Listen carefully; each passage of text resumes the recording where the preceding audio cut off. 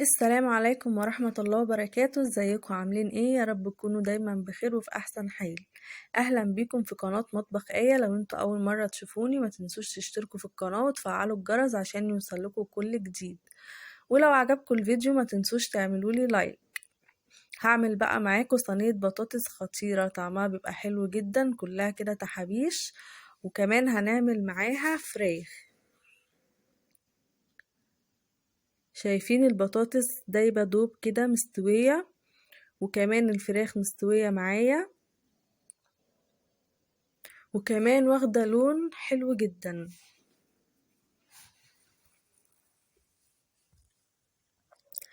اول حاجة معايا الفراخ، هاخدها هديها صدمة. معايا طاسة على البوتاجاز فيها شوية زيت، هبدأ انزل بالفراخ في الطاسة عشان عايزاها تاخد صدمة ولون كده جميل، وعشان تستوي معايا بسرعة لما احطها مع البطاطس متاخدش وقت في التسوية. هبدأ أنزل بقى برشة فلفل أسود، رشة ملح، معلقة كزبرة ناشفة صغيرة، ومعلقة كاري أو كركم، يعني أي حاجة المتوفر عندكم.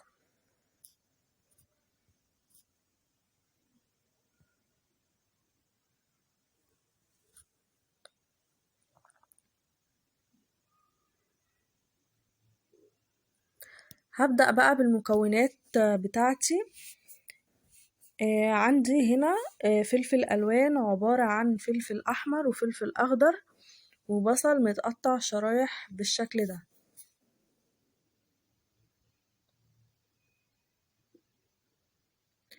وكمان عندي طماطم متقطعة حلقات برضو.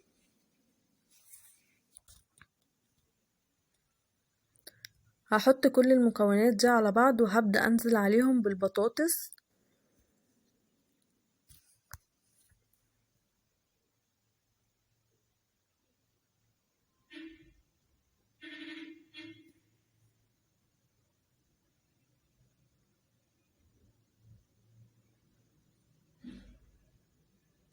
وهبدأ أحط البهارات، عبارة عن معلقة بابريكا، معلقة فلفل أسود، معلقة كزبرة ناشفة، ومعلقة من الملح، ومعلقة من البهارات.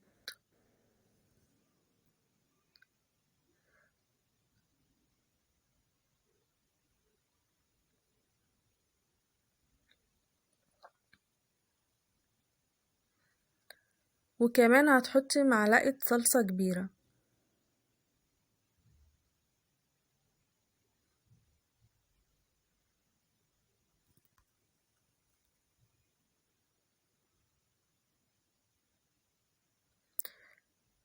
هتقلبي كل المكونات دي كويس جدا مع بعض.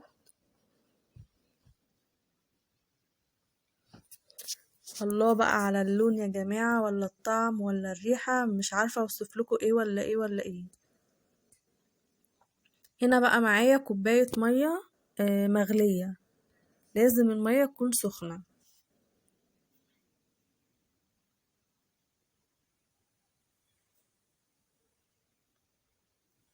وكمان هتحطي معلقة من الزيت.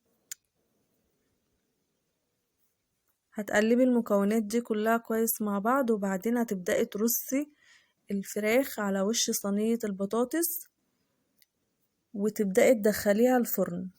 طبعا هتغطيها، هتحاولي ان انت تغطيها، والفرن لازم يكون سخن.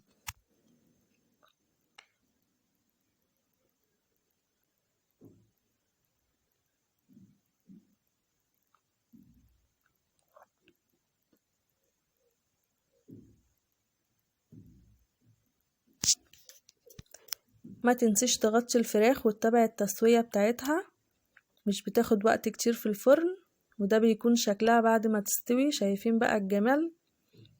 حاجة كده تحفة جميلة.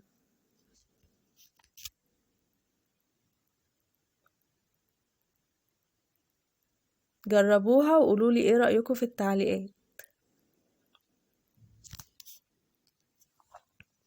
شايفين كل حاجة فيها مستوية ودايبة كمان.